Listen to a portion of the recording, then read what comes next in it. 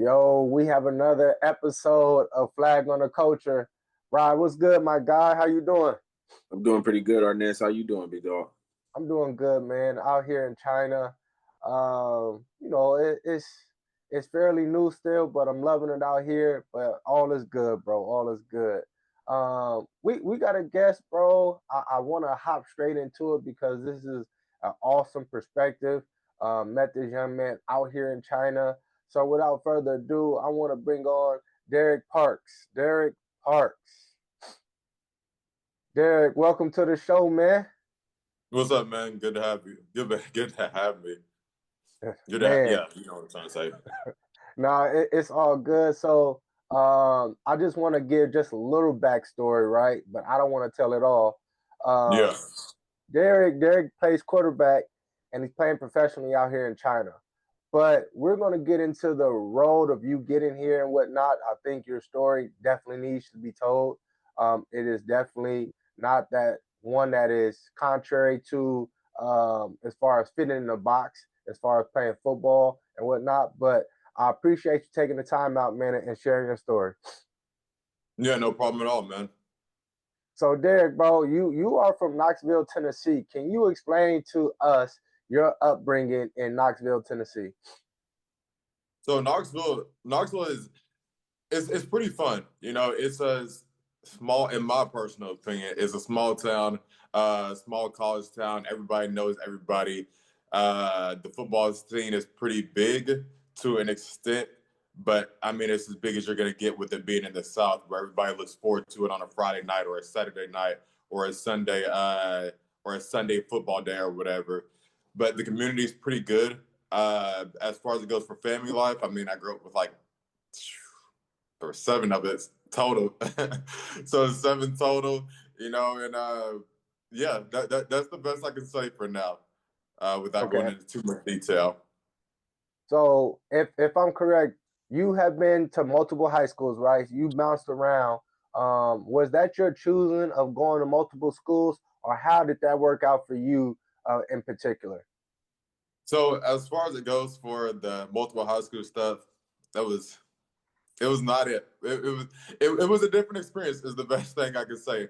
And I only say that because so I went to three different schools. I went to Web School Knoxville, which is a private school for my entire freshman year. And then sophomore year, second semester, junior year, I went to Pell. And then second semester, junior year, uh, senior year, I went to Carnes. And I didn't necessarily want to move from school to school to school, but my parents. So with what being a private school, you have to obviously have good grades, and I'm a smart guy, man. But like, they were every school's curriculum is different how they want to match this up. So I ended up getting academically dismissed, but they were like, "Well, we can send you to summer school. You can get your grades back up, and you'll be good going into next semester," which was $1,500. And my parents didn't want to pay it, which is not really a big deal, simply because of like, I mean, I know it's always too early to tell, especially when you're a freshman in high school and you have all these ideals on how you want your life to be shaped.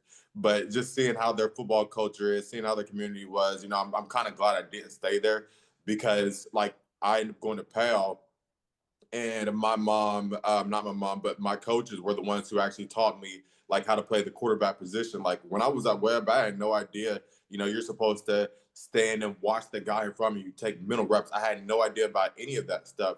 You know, I've never been, you know, coached in the sense of if I messed up in practice, then I got chewed out. Like I don't know if it's because I was a freshman at Webb, so I wasn't even like considered on the radar. But then again, when I was at Pal, everybody was on the radar from freshman class to senior class, and nobody's job was safe. Like I've seen seniors get benched after making bad plays on a Friday night. It was like it was a great experience. And the only reason why I even left Pal is because the guy who was the starting quarterback. So we were. Let me backtrack a little bit. Sophomore year, there was already established quarterback. He was starting from his sophomore year to senior year, so he was a 3-year starter. So junior year, the job was up for grabs. Uh, I performed extremely well in the spring game. You know, I did my thing in JV. I'm thinking this is going to be my role to lose. but everybody knows the politics of football. And the starting quarterback, he was just beloved in the Powell community. I knew him already before I even got to the school because we played in rec league together and just saw how much the Powell fans loved him because he played with Powell football like his entire career, basically. So it's not that I didn't think I wasn't going to start, because you don't ever want to go in with that mindset. But it's crazy when a lot of the fans are coming up to your mom during the JV games and during the varsity games, and they're like, "Why isn't your son starting quarterback? Why isn't he starting? Why isn't he starting?" And this is when I'm a sophomore. They're asking me why am I not starting over the senior who's been there for 3 years. So, like I said, I go into junior year and he's the starting guy. So I just leave after that. I leave after my junior year and I go to Carnes my senior year. And yeah, it was, again, I'm not going to, I'll say this because I don't want to get too deep into everything because that stuff could take forever. But hindsight's 2020. So I ended up transferring to Carnes my senior year to play quarterback because the coach recruited me because he'd watched me play at JV multiple times and I knew a couple of the people already at Carnes. So me and my brother, we go there and we were the starting, quarterback receiver combo going into their spring game. And then over the summer, and then he quits like 2 weeks into summer camp. And everybody who knows football, if you're not the guy who the coach wants or whatever, if your coach leaves, your job is not safe. So once he left, I lost the job of like zero doing it my own. It was just more so the other coach came in, he was an interim coach, and he was like, we're just gonna stick with the guy who's been here the longest and blah blah blah. And from then on, like I wanted to quit bad, but like I don't know, I love the game too much. So I stayed, got a couple of reps here and there, and the rest is history. Got you. Right. Is any questions that you wanted to ask? Yeah, most definitely. Just throughout your career, Derrick, nice to meet you, Ryan, bro. Just throughout your career, I see it's a lot of resilience going on. So, is there anything for young athletes out there that go through adversity in their process? Is there any way you could tell them like how they can persevere and keep going through what people would say is no light at the end of the tunnel? I think the best thing I could tell the younger generation, man, you just got to stick with it. You have to have a strong head on your shoulders. You have to truly believe that what you're doing is the right thing because you're going to have 1,000,001 people in your ear on a routine basis, from friends to super close friends to family to jobs you may temporarily have. Like there's so much negativity out in this world, man. You have to shut it out and just stay like laser focused in no matter what happens because like life is hard. It's like you may think that everything's going your way finally, and you may think that your path is the right path for you, and you just it's not going to go that way. Like there's always going to be something that happens. Like I like to this is something that I've had sticking with me ever since I was a senior in high school, man. Life is literally like football, like to a T. You can come in with a game plan all day, every day, and be like, we're going to run the football all the entire game. We're going to pass it all game. We're going to attack number 23. We're going to attack number 24. We're going to do this. We're going to do that. You have every detail of the game mapped out to assure you to get a victory, but then you get in the game. And then now you think that you can run to the left side, and the freaking defensive end on their right side is getting back there every play and shutting down the run. Now you gotta run to the right side, and you think that we're gonna pass it to the corner on the left side of the field, and he's playing an outstanding game to where you gotta pass to the right. Like you gotta always be making adjustments because you're trying your best to win the game, just like the rest of the world is trying their best to win the game.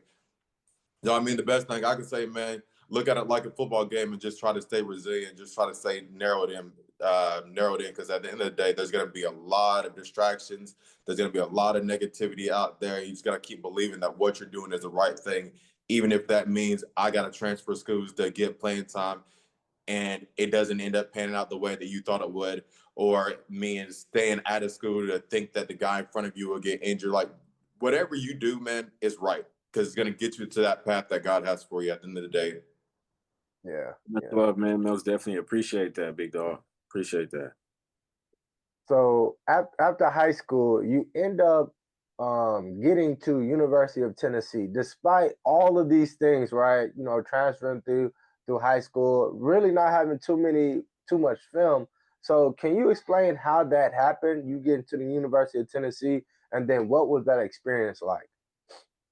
So it was honestly crazy because I ended up going to Tusculum College in Greenville, Tennessee, my freshman year, and there was like 20 quarterbacks on the roster. A lot of us were walk-ons, like it was insane.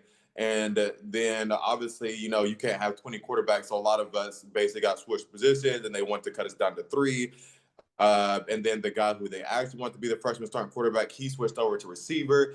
And a lot of people who got switched over to like tight end or DB, like they ended up leaving the team. So it was literally me and this guy named Caps, because he looked like the white version of Kaepernick, you know, who were still the freshman quarterbacks, but like they had switched me initially, but since everybody else quit, they're like, oh shoot, we still need, you know, somebody to give us, you know, reps over here. So now I turn into the scout team quarterback because they're like, Caps is just too good for him to be getting, you know, hit out there. So I'm the scout team quarterback. I'm doing my thing, going up against their ones. And then after that semester, you know, I end up leaving to go to UT because I was like, man, like I can do this. Like this is easy, you know, without any actual college game experience. And I go to UT as a walk on, and it's crazy because like I didn't even get a chance to do the entire like walk on drill. It was literally. You know, we stretched, you know, warmed up, did all that under the sun, and then we get into the drills. The first drill that everybody does are the 40s. I ended up running a 4.3840, and then they all like looked at it, the time that they got, and they're like, run that again. So I ended up running it again for them, got the same time, and then they pulled me to the side. They were like, you know, what's your name? Blah, blah, blah. And one thing led to another, and I'm on the team that day. And they didn't end up like they didn't even let me finish the rest of the stuff. I didn't get to throw. I didn't get to do anything other than run the 40 because like everybody knows, man, speed talks. Like you can't Yep. teach speed. Uh, so you know, fast forward to like a week later, you know, I end up quitting the servant job that I had, and I, you know, go through all the background checks, and we thought everything was good. But unfortunately, I was unable to even touch the practice field or even dress out or do any of the stuff due to eligibility concerns, which, you know, it's something they don't necessarily teach you. It's something that you should, you know, I recommend everybody look into that stuff on your own. Do not rely on the coaching staff because they have a million and one other things going on. Um, so I ended up like waiting like weeks on end, like months on end. We get to like game number like 6 of the season, and I still wasn't eligible. To where I end up just getting, I end up getting like dismissed, and they're like, you know, try again. You know, next year, like maybe we'll have it figured out for you. Uh, and next year rolls around, you know, my grades were slipping, so I was like, I'm not gonna worry about football because like I gotta stay in school. Like I'm being put on academic probation. I ended up getting dismissed from the school for a semester. Like it was insane, man. It was it was insane.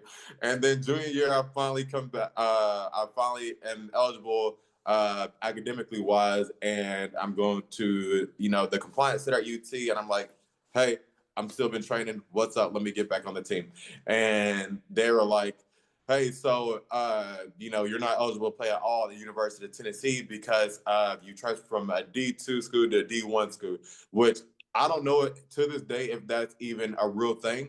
I've spoken to a lot of people and they said it is a real thing apparently, but I mean, I never looked into it. I just knew that by junior year, I was out of eligibility because once you step foot on the college campus, whether you're on the field or not, your clock starts ticking. Now, I don't know if it's like that now with the crazy rules they have nowadays, but it was definitely like that back in like 2014 to like 2018, 2019 or whatever.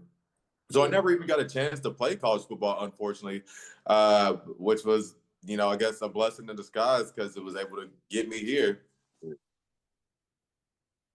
That's crazy, man. So you went from high school limited reps to not really getting any reps just because you're not eligible. With Yep. which we have discussed. We have talked on this platform about the grades, and Rod, he understands that as well from how the clocks are different from D2 all the way up to D1. And we try to inform as many people as possible about this process, right? And I think you said something key, that the coaches, they do not care about you being eligible, right? This is something personally that you need to do. I know me and Rod, we went the JUCO route. JUCO, this is how a lot of guys get caught up in the sauce and get stuck, is because the coaches are putting them in whatever classes just to play. You need transferable units in order for you to transfer out to any D1, D2, D3 that you want to go to. So it is always you as the student athletes, your job to make sure that you're taking the right classes in order for you to be eligible to play, as well as you to transfer wherever you want to go. So and then not to cut you off, but we have to go even further with taking the right classes and defining that for these young kids. So what that means is you may have a top 3 schools, right? With your top 3 schools, every school that you are interested in, they have a what we call an articulation agreement with the school or community college that you go to. So within that agreement is your course term agreement, and it's your evaluation and how they equate your classes to the classes that they offer at the university. So with the misleading that I was under, the impression that, just get your AA and, you can get into a university. That's pretty much your way in. And I was sadly mistaken. But at the time, you don't get that precious time back. And that time is ticking, and, you start to scramble. Desperation is happening, and, you start to, get, flustered and stuff like that. So I had to take a deep breath, and I had to figure out what that was. So they have anywhere from A through H as far as your course requirements in each different category. You're required to take at least 4 in each category. So depending on where you're at with an ed plan, being a community college athlete or JUCO product, as they would say, I've spoken with 8 different counselors within 4 semesters. So these people are, doing their job. They're coming in and they're giving you an education plan on, okay, this is the fastest way out of here.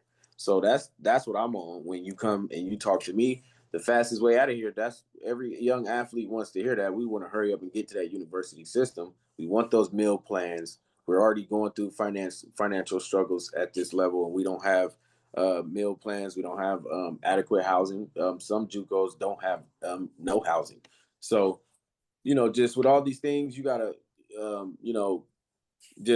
think it's better that we define these things for these younger athletes as far as what it is that they specifically need to do. So get on that articulation agreement, have a top interest in schools, and hit the ground running for sure. Facts. So out of all this chaos that's going on, Derrick, you end up playing Brazil. Playing football in Brazil, which is a different experience, which is like, hey, we went from no film to now we playing. So can you explain how the opportunity came about? And then what was that experience for you? So the Brazil one was pretty interesting. Like I said, it was. So let me say this. All right. I ended up graduating from UT, because I was like, I'm a junior. I got 1 year left. After I graduated my senior year, 2020, during the COVID year, a lot of football outlets were closed, so you couldn't really do anything football-wise that entire year. Some programs were still doing things, but it wasn't anything crazy. So started 2021, I end up, trying to go the Arena League route, because I know that's the next best way to get into the league. Because I still, like I said, laser focus of I got to get into the NFL. And I take the Arena League route. I tried out for multiple different teams. I tried out for multiple different CFL teams as well. And at the time, man, you don't realize if they did not ask for you, they do not want you. I'm not gonna say it's a scam, because at the end of the day, I'm not. Some players probably are getting caught up from that stuff, but just from my personal experience, me and my brothers, we call them scam camps. I mean, we went to 2 to 3 different of them, camps being CFL, and the arena leagues. And every single time they told us at the end of the day, they told us at the end of it, you know, like not even just us, but every player out there's like hundreds of us out there, like athletes out to where, you know, we're like, that guy's definitely going to make it. No, that guy's going to get signed. Like it was crazy. And they said the same thing. So we're actually not looking for any players. You know, the rosters are already set, but you know, players get injured all the time. So just stay in touch with us. It's just like, they're about to stay in touch with you. You're one of 100 kids that they just got through, like having a camp with this week. They got another camp next week. It's insane, man. So, 2021, like we're still trying to figure stuff out and you know, do all the camps and all that stuff. And I ended up getting a job, and I'm like, you know, I'm gonna figure it out going into next year, because we did it from January to like the summertime, you know, trying to find places that's gonna let us play.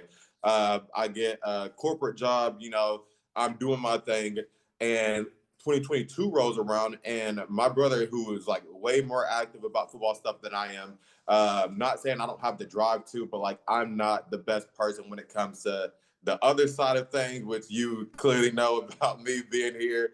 But so he ends up finding a team in Germany that, you know, wants him to play. He was like, "Oh, you should sign up for this website called Euro Players. You know, they're looking for athletes and all that in the sun." And he already had a ton of them because he played at a college in North Carolina called Brevard College, and he had high school film and all that stuff. So he was good to go. So his journey was easier than mine compared to mine. A lot of the teams, I had the measurables all day, being 6'1", being over 200 pounds, running the 40 and all that stuff.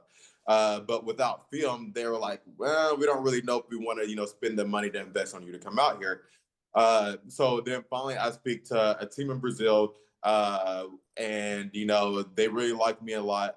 And he was like, so what we're looking for exactly, we're looking for a starting quarterback, but no one who's going to take us to the championship. Like, more so, we need somebody who can help develop the guys we want to be the guy. So he was like, "What are you looking for exactly?" And I just straight up told him, I was like, "To be honest, I'm just looking to get some film to go to the next step." He was like, "Okay, cool. Like, that works perfect." Like, so he was like, "Only thing I need you to do is just, you know, do the route tree for me, run a 40, send it over to me, and we're good."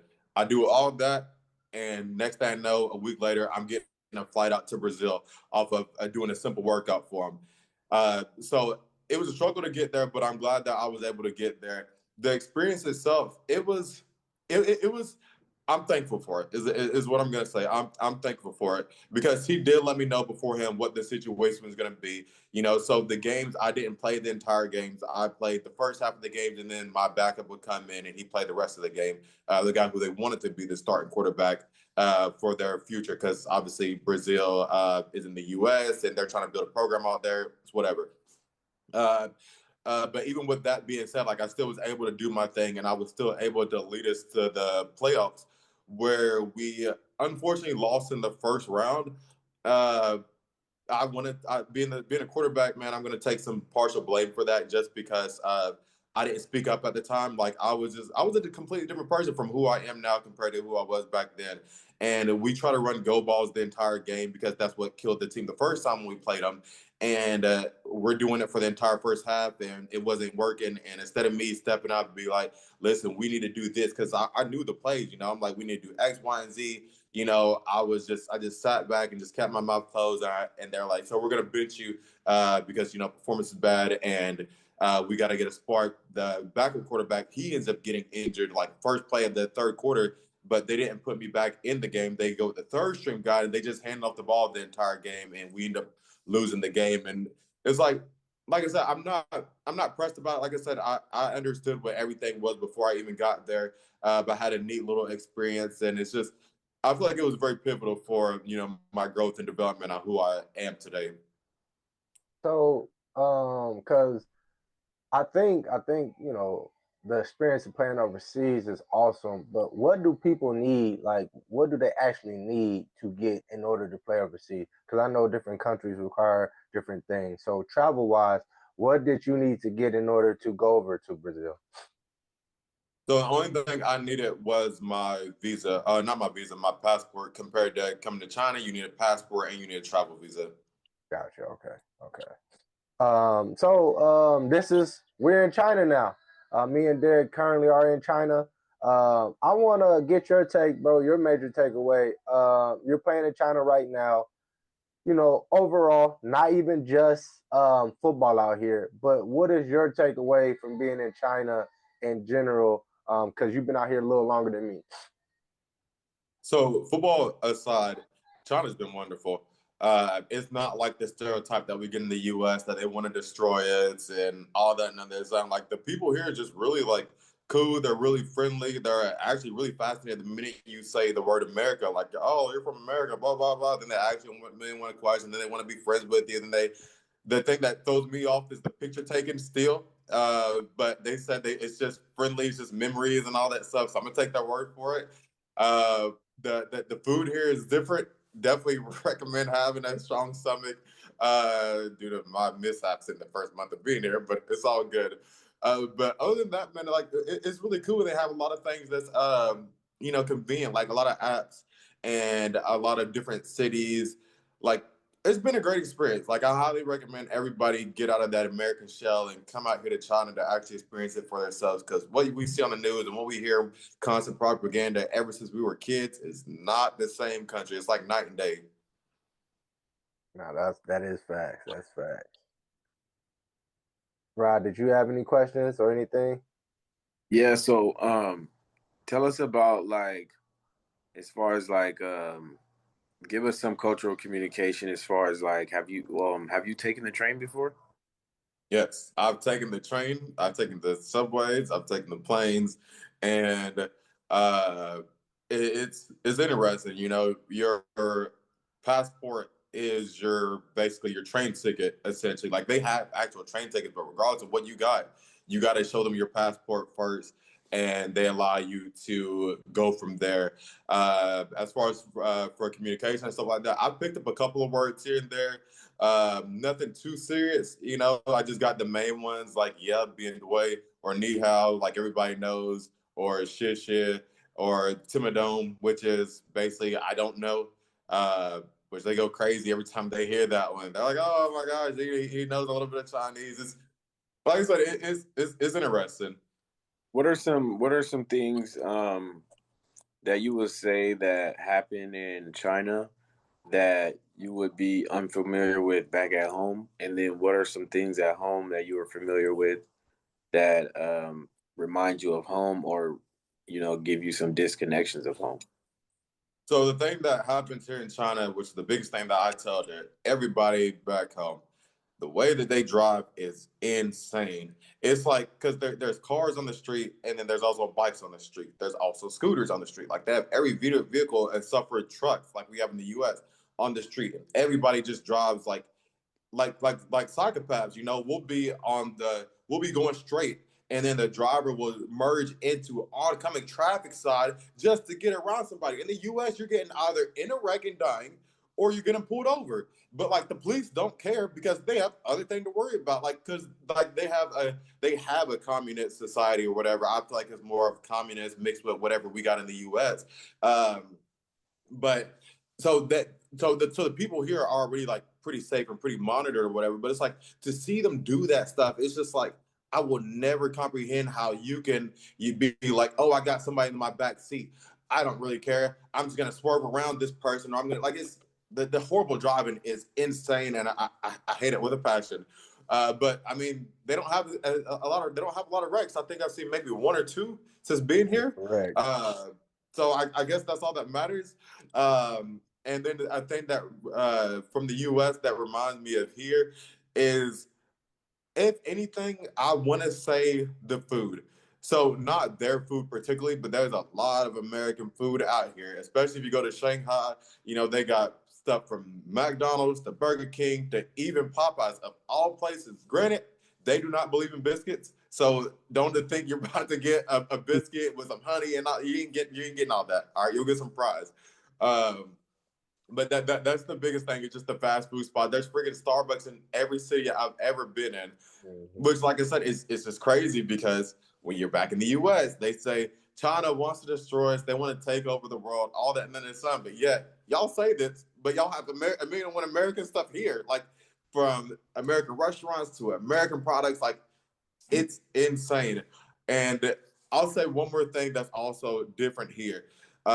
which I also noticed in Brazil as well. So in Brazil, the girls did the whole like leather pants, and the guys did the whole like flip flops and like random basketball shorts or whatever. Like it was almost to a stereotype extent to where when you think South American cultures and what they wear, like it was almost to that level compared to here. It's like, I don't know if it's fashion and I just don't comprehend it, but it's weird. Like what they wear here is just so insane. The baggy clothes, the humongous t-shirts, and it's almost to the point where it's like I feel like I'm in the 2000s again, but it's like more dressed up with the name brands, and they be having the name brand like Balenciagas and all that stuff. And I'm like, is this actually real brands? Because I see them on the corner. But then again, I spoke to somebody there. Somebody told me it is real because it's made in China. That's where these brands are made anyway. But I'm like, how is it real if it's not from the actual spot? But it's okay, The the fashion here throws me off just as much as the traffic does. This is the way they drive as well. Yeah, I can say because we went out last week as a family. We went. It's funny that we went to L.A. Ryan. They got Chinatown, right? So we went to Chinatown in China. You feel me? So so that's what we had. And then at the same time, it is dang, it had something to do with I forgot what it was because it has something to do with their culture, and it's a little different, but it's cool at the same time. But Derrick, going to football now, how would you say the competition or the structure is in China, and how you did this first year in China, bro? So as far as go for football wise and structure, I'm just gonna preface everything by saying I've had an amazing experience out here in China, playing football. This has been the best football experience of my entire life, from rec league to high school to college to Brazil to now. Like it's been wonderful. The team around me has been so loving, been so caring, been so understanding, and I feel like it's really allowed me to really come into my own. So as far as go for structure and all that stuff, like it's obviously not NFL level, and it's not even college football level. I would describe it as more organized. What do we call it in the States? Semi-pro. Semi-pro. Yeah, it's a more organized version of semi-pro. And they actually like pay money compared to you have to go out there and recruit fans and all that and under the sun or whatever. So like I said, it's been pretty cool. Everything's pretty structured. We had the only thing we don't have structure with, at least on my team, because I've seen it with others, is coaching. Like it's kind of weird, because we had a head coach, but like he's dressing out and getting into the game somewhere, almost as if it's like like baseball level, like MLBs. You'll see the MLB coaches that even in high school they'll wear their uniform as well, and I'm just like, bro, like you need to get in like a polo shirt and some khakis, man. Like look professional. And me and the other Americans have told him as well, but he was like, no, it's okay. I might get in the game. No, you never have gotten in the game, not once. Put on some regular stuff, bro. But he was cool, but he was also like the opposite court. He was the coach, head coach, OC, DC. Like he was all the coaches, but we had other coaches who were the DCs and OCs, but they were getting in the game as well. Like it was weird, but this is only my team compared to other teams. I've seen them have all the coaches or whatever, all the layers of coaches on their sideline. But it just comes down to your organization and how you want to run things, I guess. How we did as a whole, man. How I did as a whole, I did phenomenal. I had over 1,400 yards passing. I had over, I want to say 1,700 yards of total offense, maybe even more than that. I had 15 or 20 touchdown passes with 4 to 5 rushing. I'd have to relook at my numbers. And I want to say like 2 interceptions on the entire season, and I didn't realize how big of an impact I had on the team either until whenever I wasn't in the game because of some nonsense, we're going to say, for the first round of playoffs. I wasn't in the game, and this is a team we should have like destroyed. We end up struggling and almost losing to them. Like I literally got there in the fourth quarter and put up 21 points compared to the 6 points we had the entire game. Like the score was literally 6-7 with us up by a point the entire game until I got back where I'm scoring left and right. And I don't know if that's a testament to me. I don't know if that's a testament to like them. I don't know. I just know that like I was able to really do my thing and shine and come into my own to where like, you know, they asked me to come back and are planning on doing like basically bending over backwards to get me to come back because I was able to also be that leader on the field that they needed by speaking to other guys and, you know, saying, let's get it, you know, showing that leadership qualities I never had before. But as far as it goes for the competition level, man, it's to be a million percent with you. I feel like the semi-pro thing is the best example of it. It's like a watered down version of semi-pro in America. Because with semi-pro in America, you're gonna still have athletes out there that are getting after it. Because like these guys, like they're not no like bums, and they're like these are former college athletes, these are former high school athletes. Like some of these guys were 5 stars. Like you don't know the talent level you're gonna get when it comes to semi-pro. It's just a bunch of guys who still want to play. Compared to here, it's more so like we're a bunch of grown men playing football, and some of us have never played a day in our lives. Some of us have played, but we're not training on a routine basis. Like we're not going to the gym. We're not like we practice once a week, once or twice a week. That's never been heard of. Even when I was in Brazil, we practiced like 3 to 4 days a week. So if you are an athlete, you can shine. Is the best thing I can say. That's why I was like confident that we could have won the championship just based off of me alone. Not saying that I'm like a star or none of that stuff, but a lot of these teams out here don't have every team out here doesn't have an American quarterback, and it's because of how hard it is to get one to come out here due to not just travel wise from China to the U.S., but also because of like you can't have played college football. Like the minute you have college football on your resume, whether it's D1, D2, JUCO, or D3, or whatever you want to call it, they're automatically like you're ineligible to play in China. So literally, you have to have just played overseas or played high school football. And luckily, I've been training all these years to where like I was able to do my thing out here. So, like I said, I was confident we could have, but you know, we let up 41 points in the second round of the playoffs. So the score was 40-41. And if they didn't like it, there's a lot of ifs, man. But I'm gonna leave it at that, so I don't go down a rabbit hole. So what advice would you give others who are considering playing overseas? Definitely do it. Definitely do it. It'll change your life. It's not just from a football standpoint, but from a cultural standpoint. Like being in the U.S., man, we have this like our own comfort zone. We're just in this niche little bubble to where we think the world revolves around us. And I'm not saying it doesn't, because everywhere you go, from China to Brazil, and speaking to my other American teammates, they all say like America is like really big in every country, like they really love us and they really take from our culture or whatever. So that part is true to an extent about the world revolving around America, even though it sounds very egotistic of me to say that. But like, still, you need to get out of that bubble, man. Like I would have never thought that China was gonna be like this. Like before I even came out here, everybody around me said the same thing.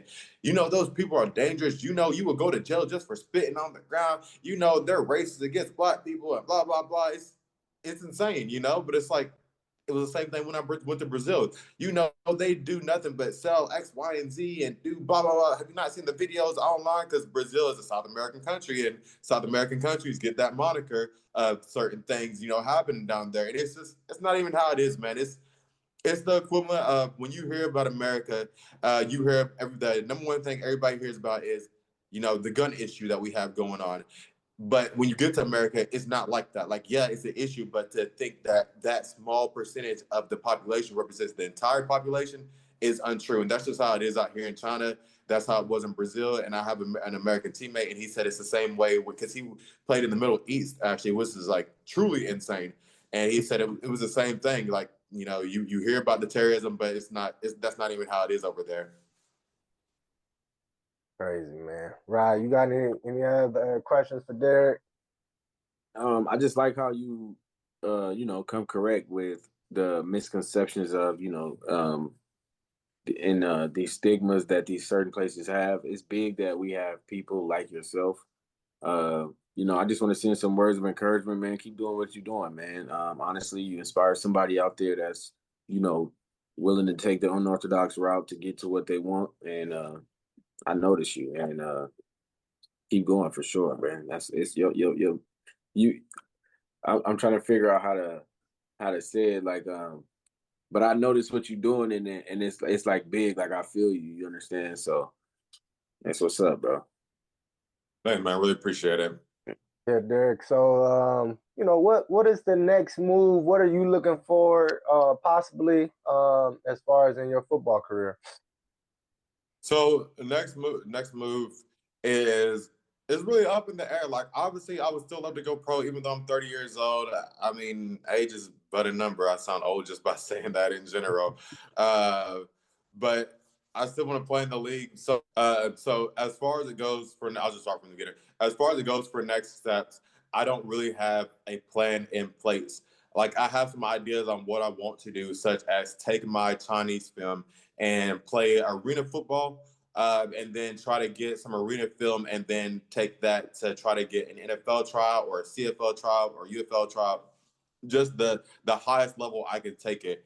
And if none of that stuff works out, whether I don't get to play for an arena team or I don't get to play in the league or whatever, I would be content with it because I was able to turn absolutely nothing into something, from not even starting in varsity high school football to getting, nonsense in college and going in and out of the game in Brazil. Like I've taken this game to I didn't think it was ever going to happen. Like I thought this was an impossible feat that I was just continuing to still try to work at. So I don't really know. Like I have some ideas on what I want to do, but end of the day, whatever happens, man, I'm gonna be happy with it. Nah, for real, man. So salute to you, bro. It's unfortunate the politics that you face, and this is across the country, especially in football, how much people deal with politics. And man, like I said, salute to you because a lot of people lose heart. They no longer want to play this game, but you have not let this deter you at all. You continue to play, man, and like you said, take it as far as possible as you can, bro. And wishing the best luck for you in your playing career and whatever you want to do, bro. Whatever you want to do. Thanks, man. I really appreciate it. Yeah, man. So we have Derrick Parks, man. You guys, Derrick, thank you for your time. I know you got to get ready to go. So, man, appreciate you sharing your story, bro. And we will be talking soon, bro, as well. Yeah, no problem at all. Thank y'all for having me. I just met you I just met you a couple months ago. You told me about all this stuff or whatever.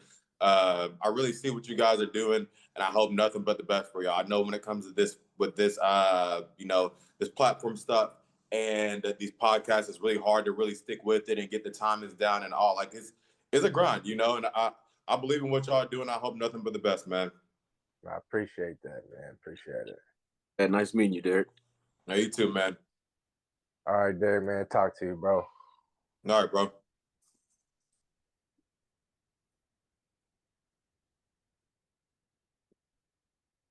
Man, so a little different perspective, right? What you think about Derrick's situation, bro? It was a lot. At the same time, not having stability, growing up, that's something I most definitely could relate to. A lot of moving situations and stuff like that. I can't relate as far as, the high school level, but I went to a lot of elementary schools. So, he brought up another thing, grasping the curriculum and, having to leave a school because of academics and struggling and stuff like that. It resonated with me because due to my own, life experiences and stuff like that. My pops wanted the best for us and stuff like that. So, he tried to do what, many fathers do, and that's put your kids in the best situation possible for the best outcome possible. So, we done that. And, just throughout that process, we, became equipped with, knowledge and stuff like that. So I most definitely relate to Derrick on a lot of different levels. I like the cultural communication he shared on how the food is pretty good here, the American food and stuff like that. So I like that he's learning the language too. I feel like that's big. You got to learn because people could be saying some crazy stuff about you, you not even know about it. I think, and then on the other side of the spectrum is being able to, just the simple things like ask for directions. You get what I mean? Like stuff like that. I think that's key and stuff like that is good. That keywords and stuff like that. So Truly humbling experience. I think with this interview process just that we just had with hearing somebody else's story because it's so similar to mine. So yeah, I'm appreciative of stuff like that, and it gives you more hope when you know like, oh, you're not the only one out there that went through this or have been through something in certain categories, and a lot of people have unorthodox processes, and if you don't have conversations, you'll never know how close you guys are relatable. So I Exactly. think that was big. It was healing that happened. So you know, big ups to Derrick Parks though. Yeah, no, big ups, man. Big ups. I think this was big to have him on because it shows that there is a different route. I had some former teammates of mine as well who I played in college with and also went over in Brazil. Had a great time being on billboards, actually played for the USA team football wise and whatnot. So it's definitely an experience. And for those guys who think, man, it's only D1 or only NFL only, man, there is other avenues um, to get to play this football and actually get paid. Now, is it NFL pay? No, but it's an opportunity to continue your football career. And let's be honest. Let's be honest. And you tell me, Ryan, would you rather play and get paid, but it's not something that's gonna set you apart financially, or would you play in the NFL, never play, continue to get cut, and you still not taken care of financially?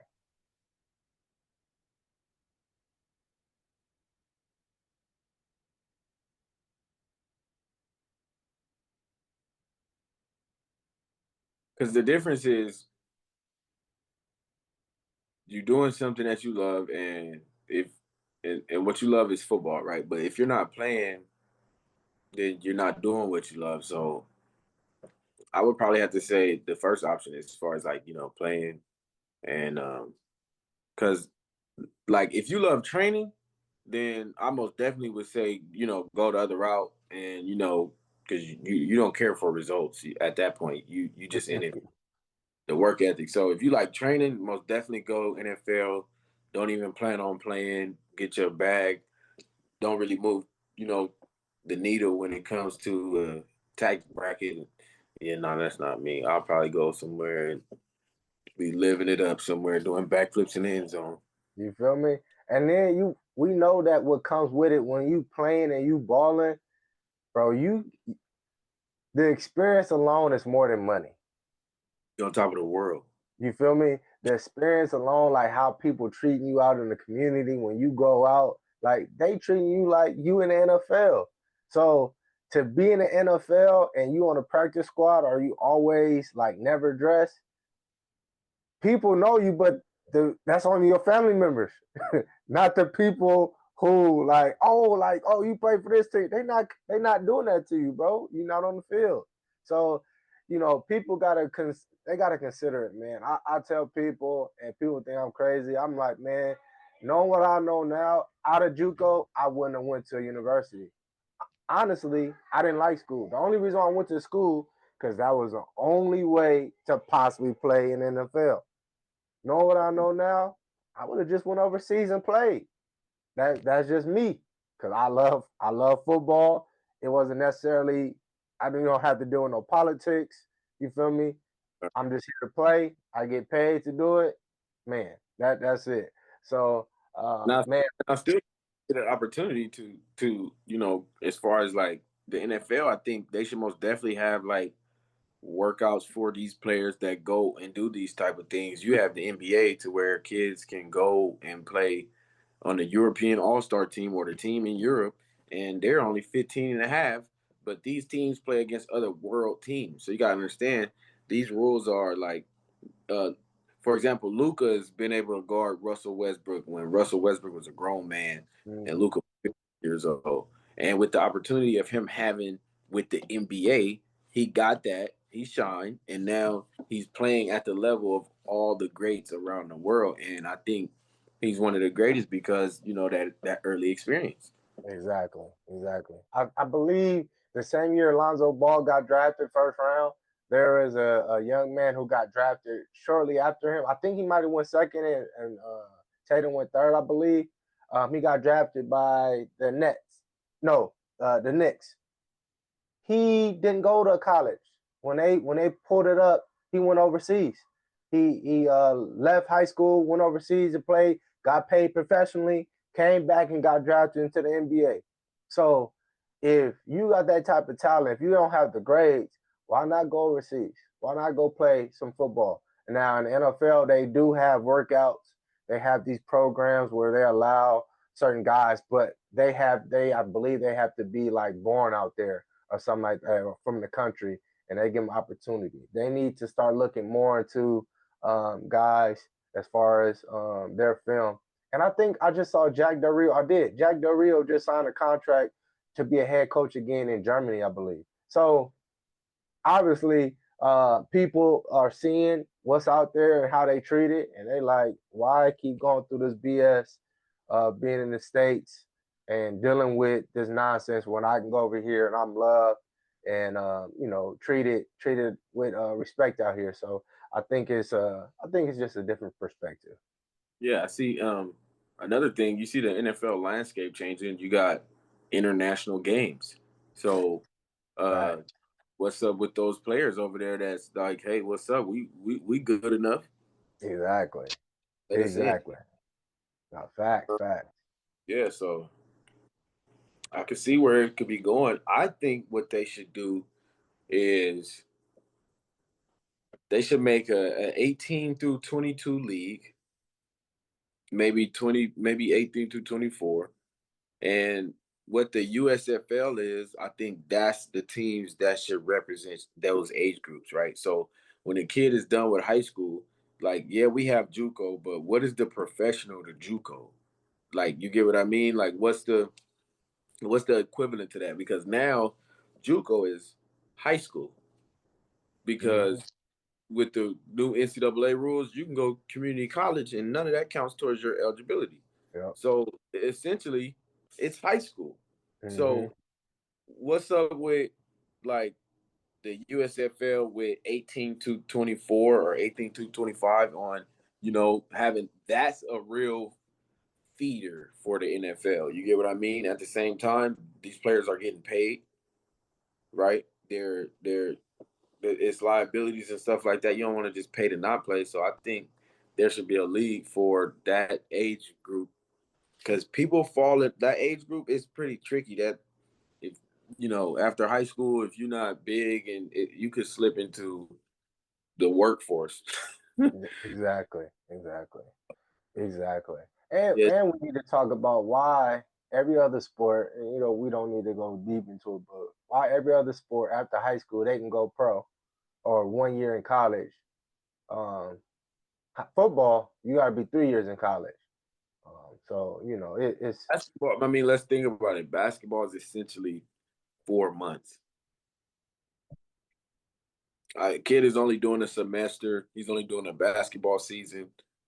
That's about 2 to 3 months. I mean, maybe if they go to March, that's gonna maybe be what 6 months. You ain't finished a degree in 6 months, so it's all for making money for the school. That's it. That's all they care for. yeah. So That's all they care for, man. tough. So that's crazy. Let's get into this topic, bro, because I saw James Franklin. He just signed a new deal with Virginia Tech, and we're gonna get into that. But prior to that, allegedly, right? When he was fired at Penn State, he it was influenced by Adidas, right?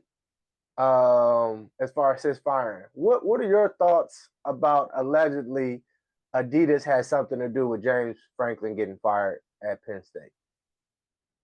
Honestly, I don't know. I don't know too much about it. But I did see something about like the rumors. I think it was the apparel, right? The new apparel partner starting in 2026. Um, so they pushed for his firing, so that would like cover his buyout, something like that. But if you can go into detail, I don't want to speak too vague on it.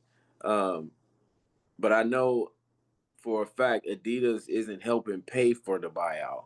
So if you can just go ahead and deep dive into like admin stuff like that about Adidas, we can fully understand.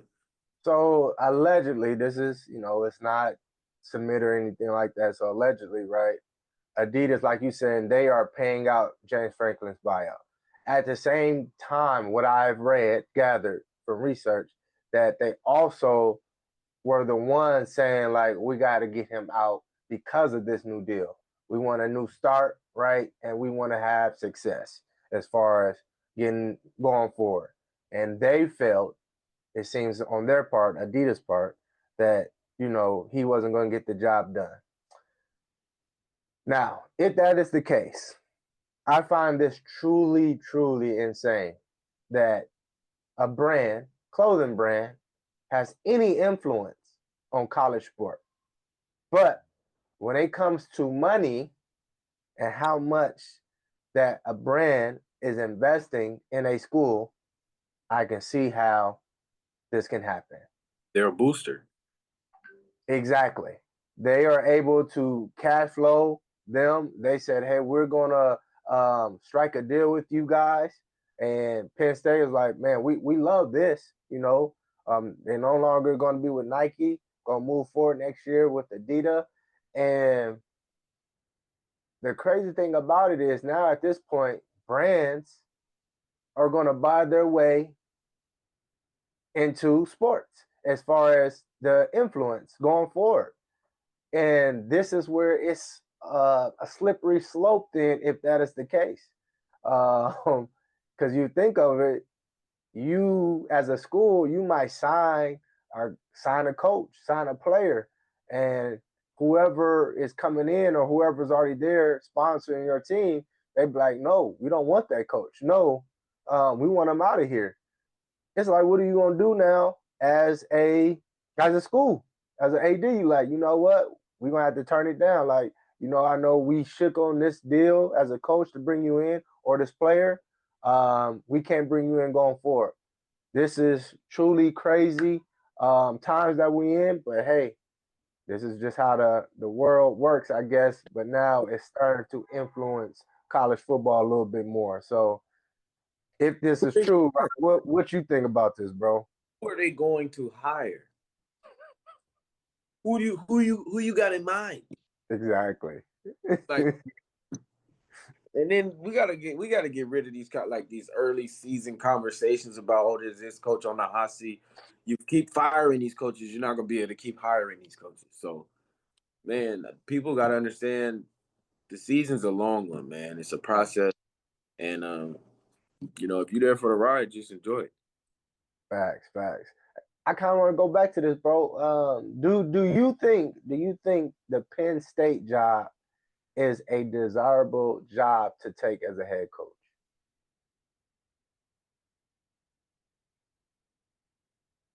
I think it is, and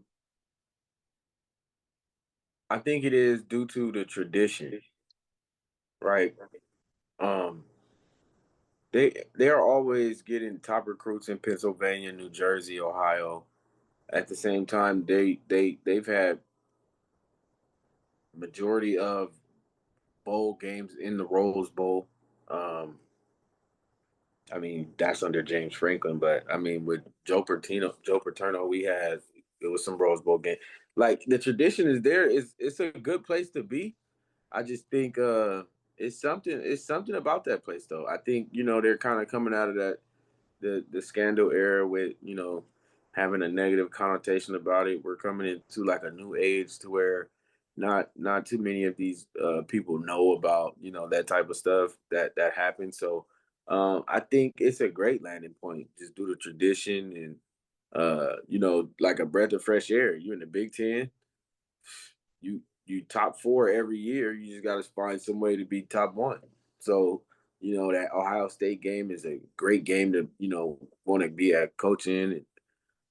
For sure, for sure. I think it's a great landing spot for a head coach, especially somebody who wants to revive their career or something like that. Yeah, I think Penn State would be a great place to do it. But you need a recruiter.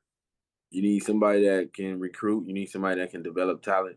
You can't have guys come in, um, certain thing they do certain things in high school and they just maintain that. We gotta have guys that come in and dominate. So Mm-hmm. that's pretty much got to be that type of person. They got to hit a home run with the next hire. They can't come. Uh, they got to make a splash. I think they need to make a splash, like every other college is doing. You see, you got Colorado. Look at that. Look at that coaching staff. Mm-hmm. NFL Hall of Famers almost at every position. Look at Ohio State with Matt Patricia being the defensive coordinator. You got a lot of guys coming from the NFL into the college level, and so these colleges are having a lot of success. So I think if um, another one would be USC. So I think if Penn State would adapt to that module, I think they would have success, and I think it'll be a staple. See, for some odd reason, I don't think it's a desirable job as much as people think. And I'm thinking, because I've been to the Rose Bowl when Penn State played Utah and they popped them. The fan base, Penn State, they travel, right? Penn State was deep. They was in there the whole game, everywhere, right? So they got the fan base down. I can see NIL, they up there too, right? They have top recruits like you said, but as far as the talent that you can get, I don't see that happening. Like you said, they get the guys that's from there, from the state, right? In Right, that area, which is right, what you're supposed to do. They get the top guys. You need a little bit more for sure. though, because you got an SC who can get a guy from Pennsylvania to come to SC now. You got Ohio State that can come in and get a guy from Pennsylvania. You're not getting too many guys, the top guys from California, to go to Pennsylvania. They You're not got going to. they got Kyron Hudson from SC receiver. He transferred. He ended up going to Penn State, but that's out the portal. So Yeah, they we talking about like you recruit him though, like he's coming. about a true commit. Like you Yeah. are. Oh yeah, no, that's what I'm saying. That's adding to. They need a recruiter and somebody that developed that talent. So this is like I feel, and I could be wrong. I feel like what Tony Franklin, what he did, I think that's the highest they can go. And I'm like legitly, I was looking back at the history. They had James, Larry Johnson. They had Larry Johnson, right? Larry Johnson, legendary running back, went to the NFL. LeVar Arrington just got inducted into a college football Hall of Fame. Paul Planowski, or the linebacker, played for the Jacksonville Jaguars, baller. Of course, Saquon, Michael Parsons, Porter, Joey Porter played for Pittsburgh. All of those guys, and there's other guys, Amos, the DB, and there's other skill guys. Don't get me wrong. There's D linemen as well. My DN from who played for Kansas City, gonna be a Hall of Famer, right? You got all these guys. Michael Robinson, who played fullback in the NFL, was the last time they did anything as far as they had an undefeated season, I believe. I think they went undefeated or they went like 10-1. He played fullback in the NFL. Other than that, you cannot tell me a successful quarterback that Penn State has had and took them over the hump. On top of you getting Ohio States who get quarterbacks to come easy. You get Michigan to get a quarterback easy. So that's why I'm just like, how you, and I'm not even, it's like, are you desirable to go? Like, do I want to go even if I am a top person? Like, why would I choose Pennsylvania weather over, if I can stay in the Big Ten, why would I choose that over Ohio State? Why would I choose that over UCLA, SC? You can go beat. The only thing you can say is you can go beat these teams, because if you join them, what's the chances of you having an impact on the win? but it just depends on the status of athlete. Like if you got a big athlete with big notoriety, he got offers from over there, so you can't really use that as a sales pitch either.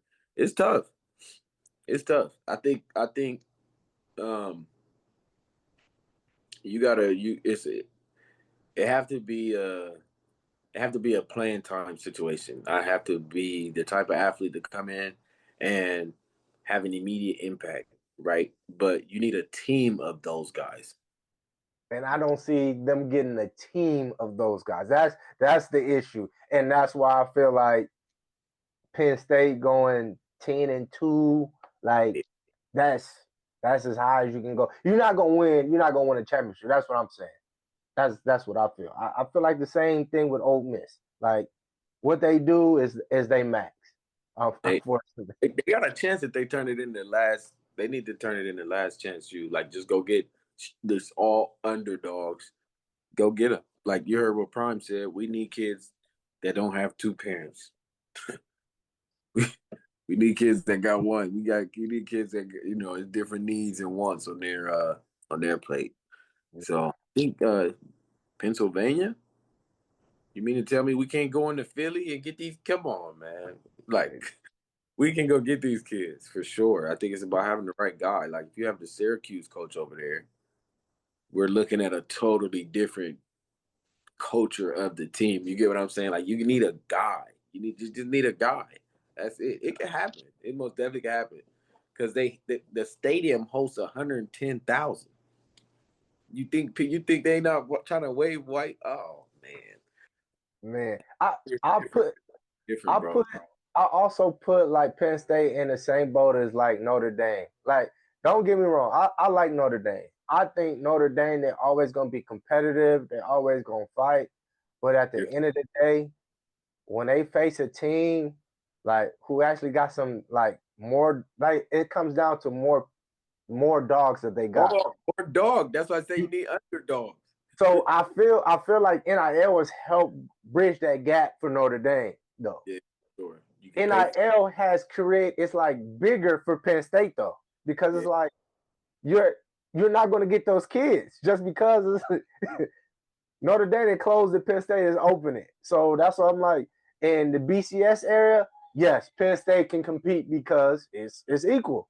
No, even if you pay somebody under the table, hey, ain't nobody gonna know.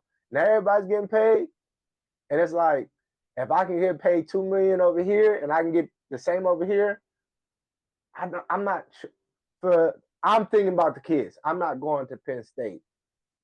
That's just the thing. That's just my thoughts, hey man. But shout out to James Franklin, bro, for signing his with Virginia Tech. Let's see how it works out over there. Wishing the best for him, man. Kudos him getting a job. He's in the Atlantic Coastal Conference. I think he'll be just fine. Yeah, I think he'll be just fine over there. I mean, that Virginia game is gonna be a tough game, and they play Clemson. I think talent wise, recruiting, he has a little better opportunity. That's what I'm saying. It's different type of talent. You got North Carolina, South Carolina, you got Tennessee in that area, you got Virginia, you got Washington D.C., you got the DMV.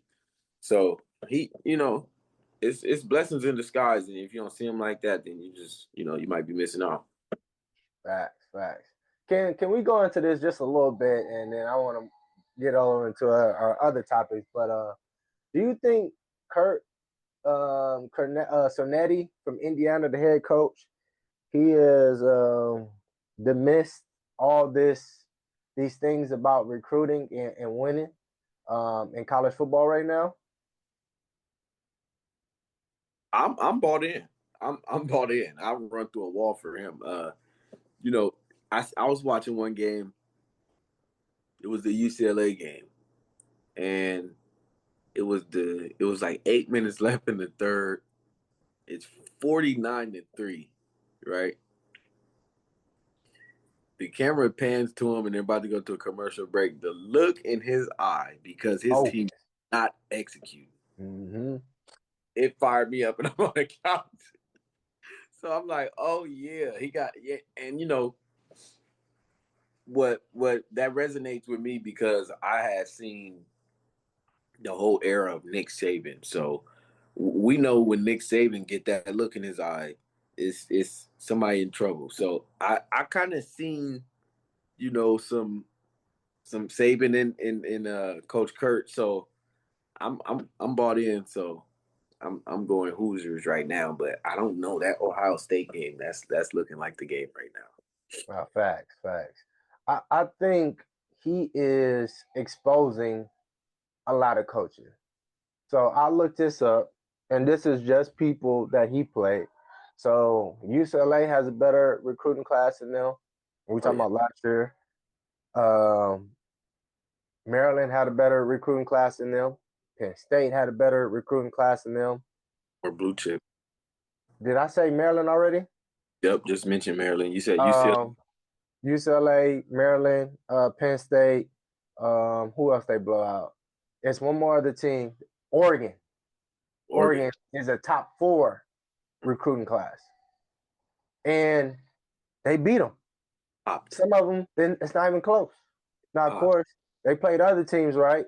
But their recruiting class is not better than Indiana's. But they beat them.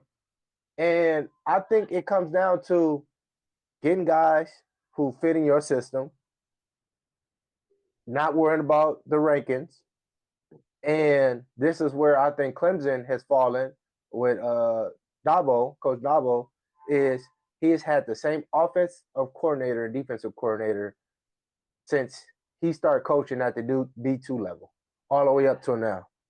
So the way it seems, Brent Venables, well, Brent Venables left. He's a head coach at Oklahoma now. You know, I'm saying with Indiana. All the way up until that point. I'm talking about Kurt Cinetti, though. I'm talking about his offensive coordinator. No. Yeah, his offensive coordinator and defensive coordinator. That's what I'm saying. That's why Clemson is losing, because they keep losing defensive coordinator or offensive coordinator. And they got to hire a new one. Right. These guys are locked in. I got you. They have stayed with him. It's been a decade since they've been with him. They ain't left. So they know they know each other. They got a system that work. Their best players, coaches. Exactly, and they developing, because you got guys. They talking about the linebacker Fisher. He's gonna be the top linebacker in the country. He was at JMU 2 years ago. Right. You feel me? He was a 3-star. James Madison. You feel me? So what you can, as a coach, as an AD, you looking at what Indiana's doing with less resources, with less recruiting, and you looking at it like, man, I got a top 5, top 10 recruiting class, and we going 6-4. Got 4 losses already. So it's I think ADs is gonna start looking at like, yeah, y'all some bums, or I'm gonna start looking for some new coaching, because I think Kurt Cinetti, and he hasn't even had a top 20 recruiting class. So wait until we get that. Wait. Yeah, that's this year.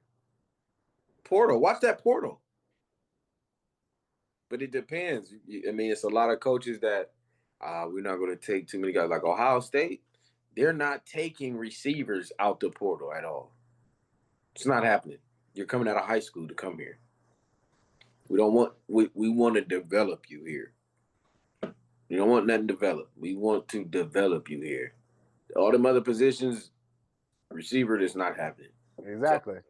So I think, but with winning and with social media now, that plays a big role in recruiting. Look at all these hype videos you got on Coach Kurt.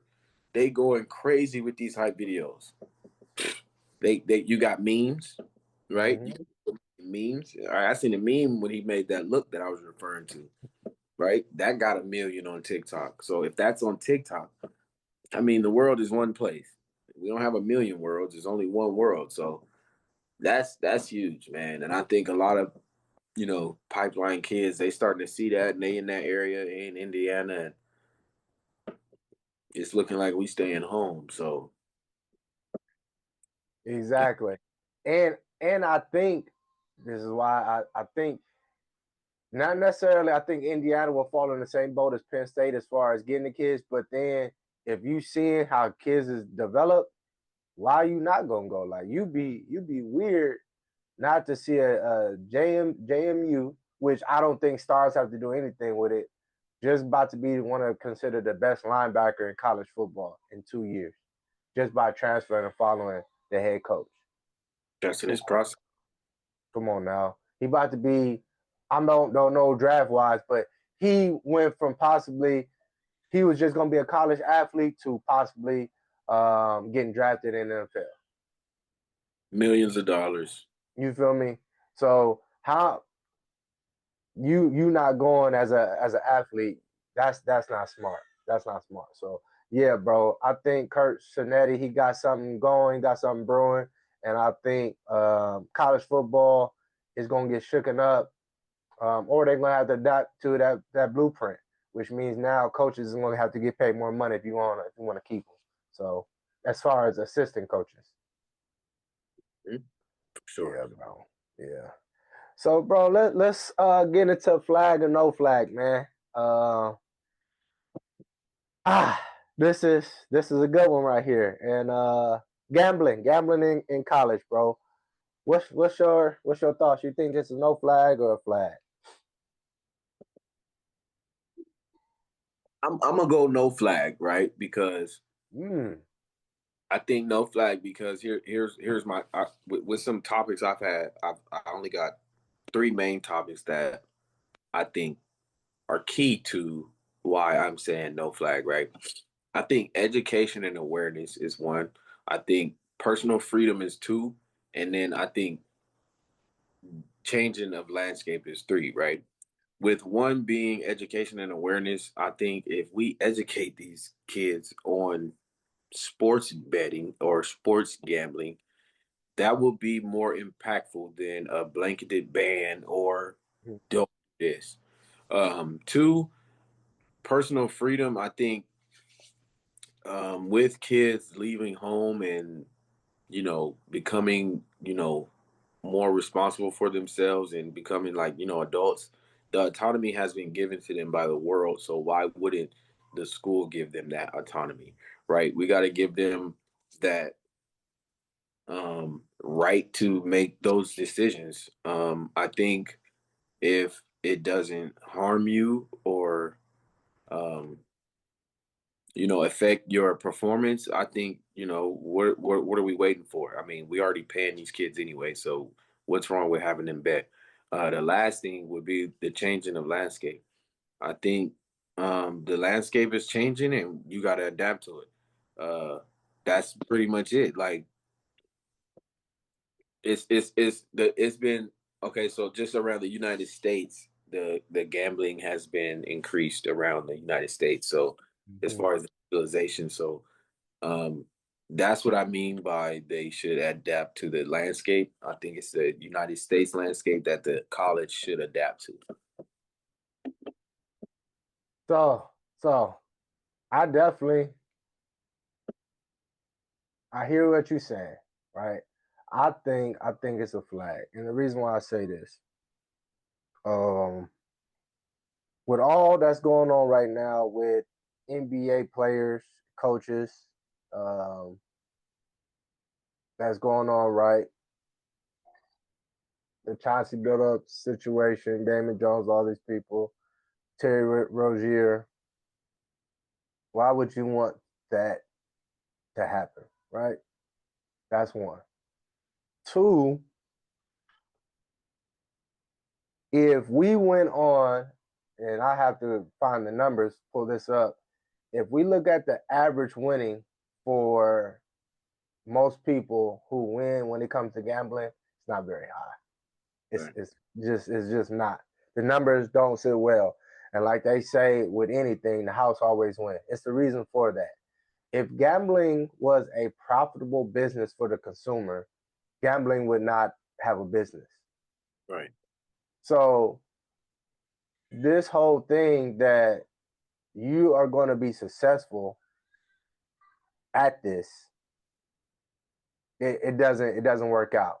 Now, there might be people who win big, and you see that, but you don't know how long they've been gambling, how much they've lost, and if they keep that money. So, and then third, I think it's, and let's talk about this in the NFL, why it's set up like this. So in the NFL, they talk about the reason why they have these, why they give athletes big checks. The reason why, and this is just a video, this is not my thoughts, right? The reason why they give these athletes big checks in the NFL is because now, as an owner, I own this team. Man, I give you this check. And you want to go buy a car. Well, who you buying a car from? You buying from the owner's boy. You don't know it's his boy, but you buying because the owner boy is sponsoring, you know, the team. He a sponsor. So he might have a Mercedes-Benz dealership, and he may not even be actually paying anything. He's just a sponsor in there. So where you gonna go? Because you think, you know, they sponsor the team. Let me go get a Mercedes. Nope. The money go from the owner to you to his boy. You feel me?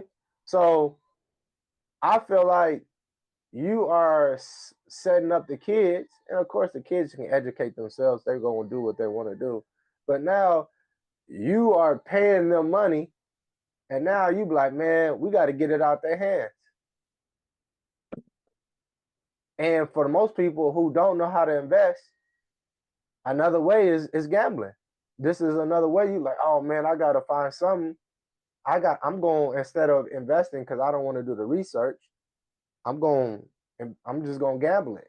Hopefully I win and be okay with the result. So I feel like we're setting up a future generation of kids that's already going to be we're already in $1 trillion of debt, consumers debt.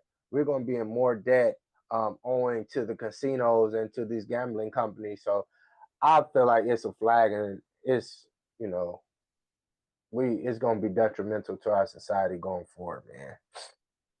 Yeah, I can see what you mean. And then you're compromising the integrity of this and that's their whole main focus. So then you got match fixing. You can fix matches. Then you got What are we talking? Why is underdog? Why is underdog? Why is any gambling company? How are they even actually able to sponsor any sporting events, college wise, right? NFL or NBA, whatever y'all choose, Major League Football. I mean, baseball, hockey. You can make that if they pay that money, so be it. But they're doing it for a reason. Like you said, if you're trying to keep the game pure and not compromise it, why would you allow that type of sponsorship? Is because the money is more important, or is it the best interest of these kids? And this is where we gotta look at as far as leadership across the board. And as parents, this is something we also gotta speak up on. I know it's some kids who, you know, they gotta make their own decisions, but parents as well gotta speak up and say, nah, we don't want this, or we got to get rid of this. But hey, man, that's tough. It is tough. Flag or no flag, this YouTube TV versus this Disney, bro. It finally came to an end. But what's your take? Is this flag or no flag? What are y'all doing? What are y'all doing? That's like unnecessary roughness. What are we doing? It's a difference between being forceful and powerful, and nothing but forceful. So that's why them terms is done. That's why that's over with. Y'all trying to get everybody tied up into these subscriptions and stuff like that. Big flag, big flag, big flag on the play.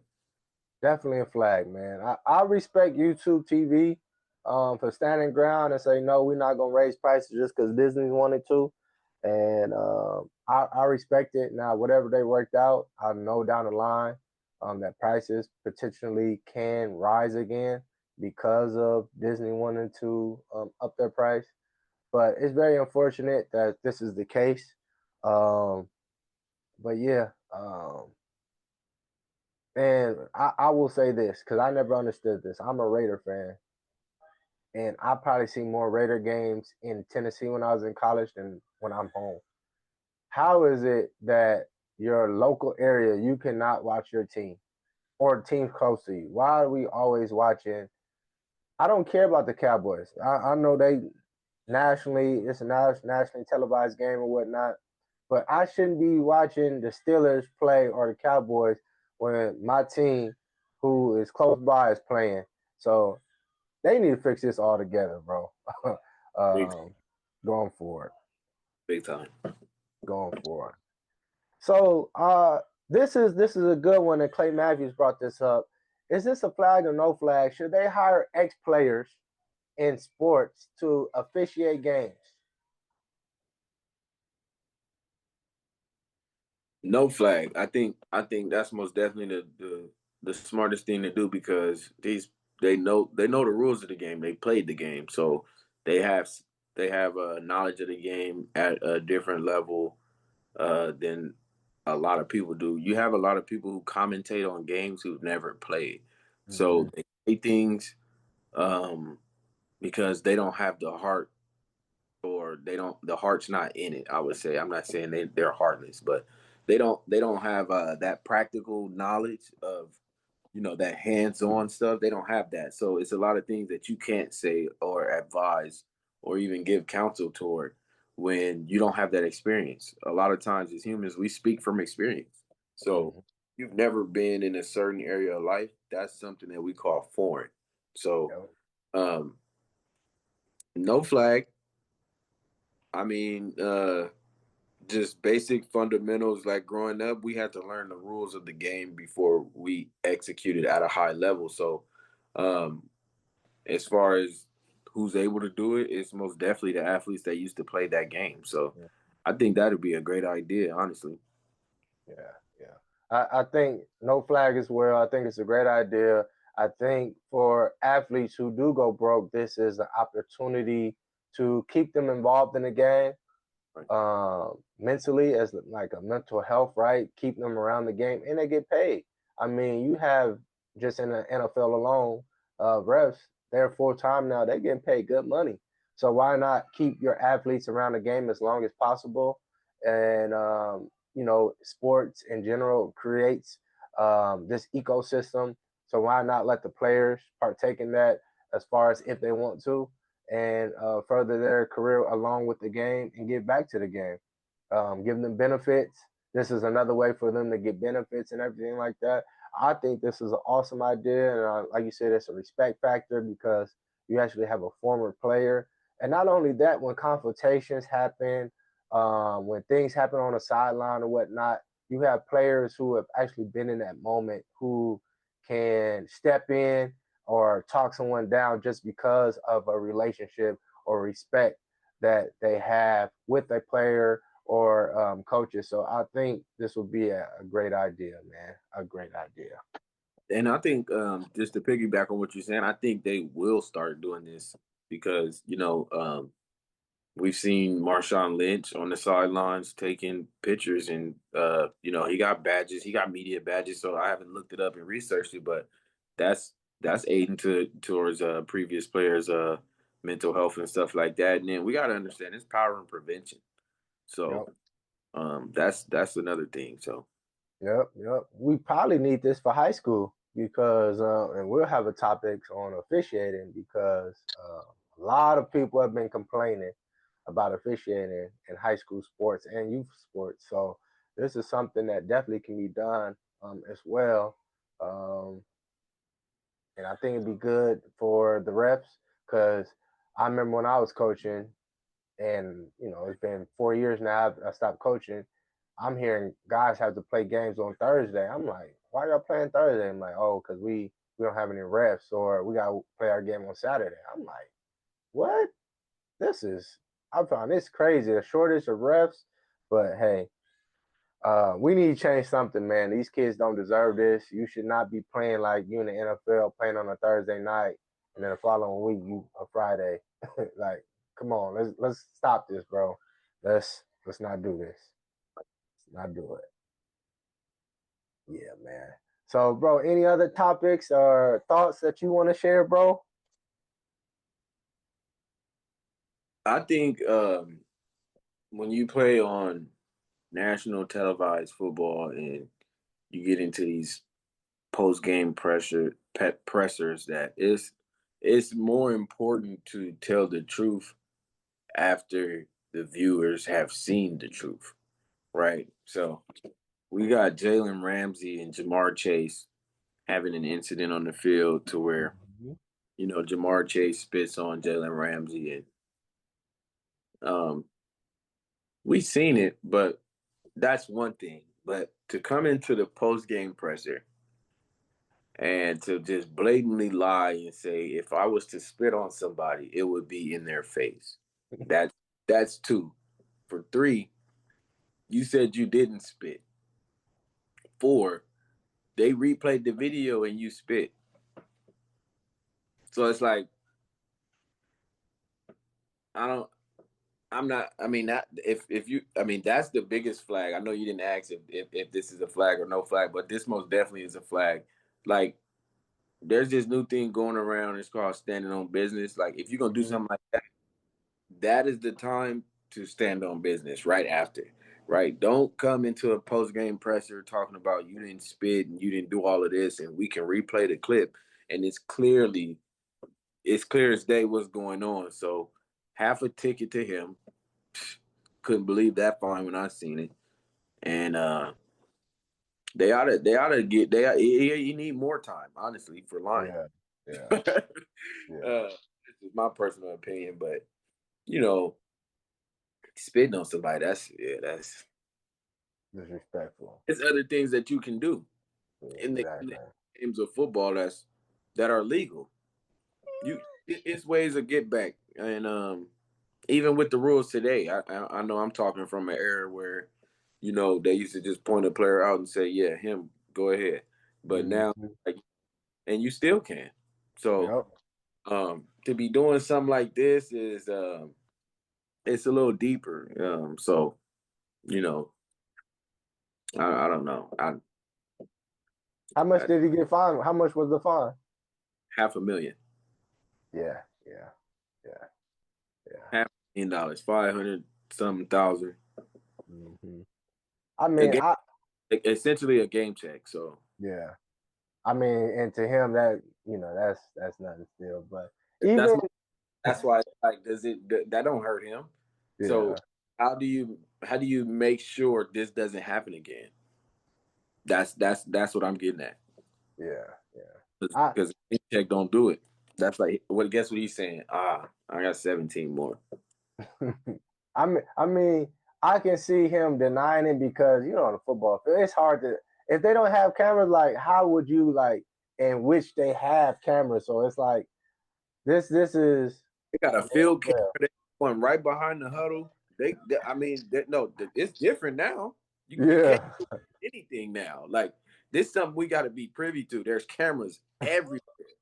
So, like, to be lying and then we all looking at like that, as men, we are losing respect, and that's a whole nother conversation to be, so, and that's what we thrive on. So to be losing that just blatantly and not caring about it, that signals of a dangerous person. So that's tough. I can see why you would though, just because that suspension coming. But that fine is coming. But other than that, that's not my game check. That's strange for me, man. Spitting, he deserved that though. He deserved to get paws put on during and after the game. So that's not no behavior that you. And they did this with the people you grew up watching. Nah, bro. Nah. that ain't cool. Yeah. Man, there would be some heat on him. Yeah, that ain't cool. Somebody waiting outside some locker room with a bus. Somebody. That's not leaving the field, man. So, man. Anything else, bro? Because that's a good one right there. That was tough. That was pretty much it, honestly. Yeah, you know, Denver Broncos. We 2 games ahead of Kansas City right now, so I'm feeling good. I'm feeling good. Hey, we gonna talk about that next week. We're gonna talk about like who is like surprising like this year, right? And then who is overperforming, and then who did we just expect, you know, Yeah, to be where they at. So yeah, we're gonna do that next week, man. sure, and I'm most definitely gonna get on this.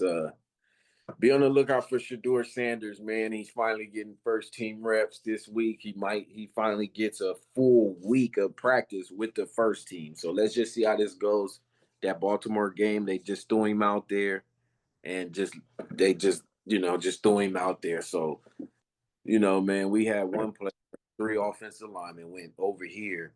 Yep. And yeah, so we're gonna get right this week. Because Shador is the culture. So we're gonna see what's up with that. And I'm most definitely gonna have something for that one because I'm praying on his uphill battle. I'm praying that he, get up that hill. So I can assume that I'm gonna have some positive things to say about Shador this upcoming next episode. So I definitely believe so, man. We posted a clip. I believe it was yesterday. David Long was explaining like when a backup gets in, like how he's actually not prepared because he hasn't taken any reps. And even if you're taking some mental reps, it's not the same game speed. So definitely believe that if he does get a full week of practice, definitely have a better showing, and definitely having that conversation for sure. Definitely, man. yeah, he's gonna bring that juice that Jackson Dart brought. Who they play? Who do they play next game? I don't even know. Let me see right now. Okay. I'm not even sure. Watch it be like Cincinnati. If the Raiders at both 2-2 and 18, I'm going with the money line with Oh Cleveland. yeah, they might get the Raiders out the way. I'm Hopefully going not, Cleveland, but I'm going Cleveland money line. yeah, hopefully not. But hey, it's a good opportunity, man. He gets So 4 quarters. It's not like you're getting subbed into half a game or even a third of a game. He's getting 4 quarters of a game, and it's finally what we all been waiting for. So yeah, I think all that energy is going to be channeled in the right direction. facts, man, facts. Well, man, this is a great episode, very informative. Getting some different perspective from Derrick, talking about what's going on, gambling, personality, James Franklin, all these things, man. This a good one, bro. This definitely a good one, man. So, you guys continue to like and share. Your comments, man. We listen to y'all, and we want to make sure that y'all voice is being heard as well. So, appreciate all the support. Right, man. Great talking with you, man. Until the next time, bro. You already know, big dog. Make sure y'all like and subscribe. Exactly. All Yes, right, sir. y'all. All right, big dog.